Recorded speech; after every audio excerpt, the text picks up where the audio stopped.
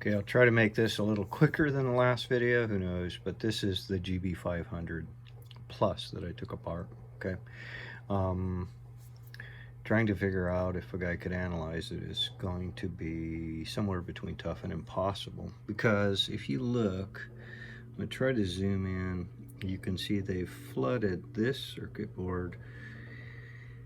It's technically a conformal coating, but it's almost potted, so you can't even notice how thick it is. You can't take and probe anything. I mean, you can certainly see the ICs. You can't read what they are, and all of that would have to be stripped off. That's a major project. It's just not going to happen. Okay, but that's your main controller board. It has the same principles as that GBX 155 that I showed you. You have bigger areas of separation, as in your charge components are on a separate board with bigger resistors, okay, in the back.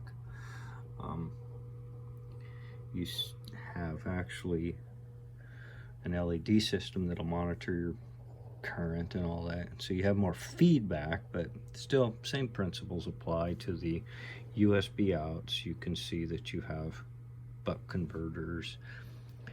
It's all the same, just different animal here, with a really nice transfer switch that switches between your 12 and your 24 volt system, which is really a 16 and a 28 system. That's what the plus means, and the plus is because they added a 4.2 battery pack that's in series with a 12.5 volt and another 12.5 volt below that. Okay, so when you add all of those up, this 4 will always be in series with either a 12 or the two 12s, making it that 25 volt. And excuse my finger. This is kind of cool. This is a really big relay, awesome transfer relay. Electromagnetic will pull this down and slam a connection that will then transfer your ground post. The positive is always hot.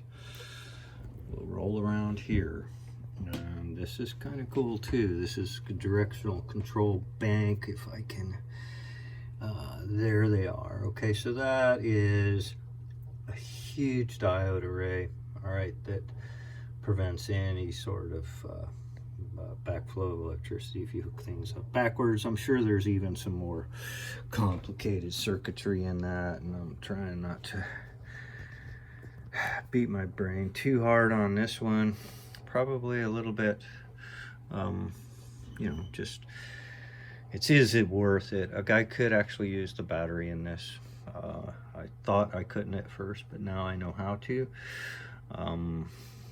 But that's where I'm at, and I'm stuck, and I'm probably gonna tap out on it. So, but just to give you a little bit of heads up on the why part, and functionally the battery is intact, the charger is working, and somehow between the board sensing circuits, which are buried under that very thick, you know, conformal coating, to the point that you could consider this board almost potted, which means, you know, they flow an epoxy over components, so whatever guys like me can't fix them. So that's where we're at.